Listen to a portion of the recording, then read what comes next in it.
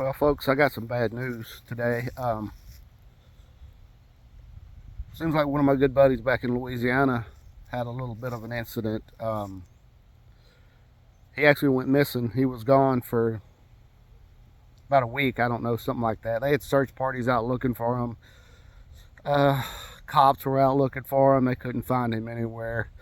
A couple days after the search begun, two of my other buddies who live close to him, they remembered they had seen him kind of slipping off in the woods every now and then, and late in the evening most of the time. So they were a little suspicious, but they weren't 100% sure. So they kind of just started walking into the woods, in that direction that he had been going. And then after a little while of looking around and stuff, they stumbled upon this little kind of rundown shack, kind of in the middle of nowhere, they said. And they said it looked odd at first because when they walked up, they found like a little fire pit, and they found a pistol there actually.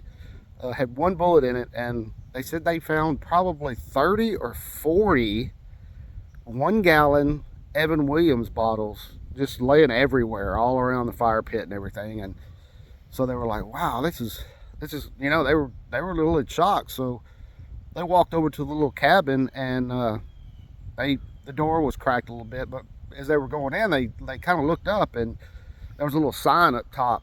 It said stabbing cabin.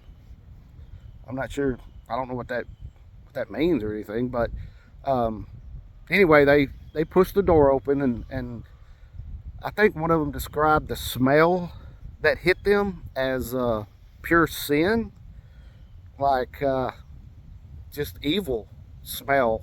I've never smelled it before, so I don't know what, I can't associate with that. But anyway, as they entered, they found a 50-gallon drum of chloroform and a 50-gallon drum of petroleum jelly. Which, yeah, I know, I'm thinking the same thing you are. It's odd. They found a bed with rubber sheets on it.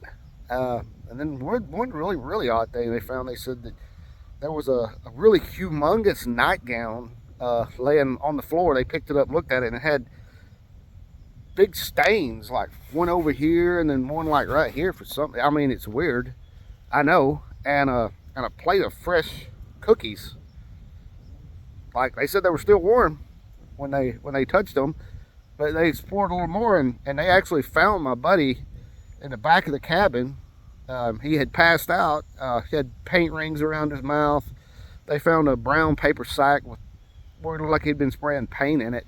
I don't know. They called the authorities. They rushed him to the hospital, and when he got there, he was talking weird. They couldn't really understand what he was saying. Just not acting right. But after a day or two, they kind of figured out that was just him. That's the way he talks, and that's the way he acts. So, but buddy, I'm just man, if you need somebody to talk to, if you have something you need to work out, I'm always here for you, man. So Jesse Nichols, just give me a call if you need some help, brother. I'm here for you. That's what friends are for, bro.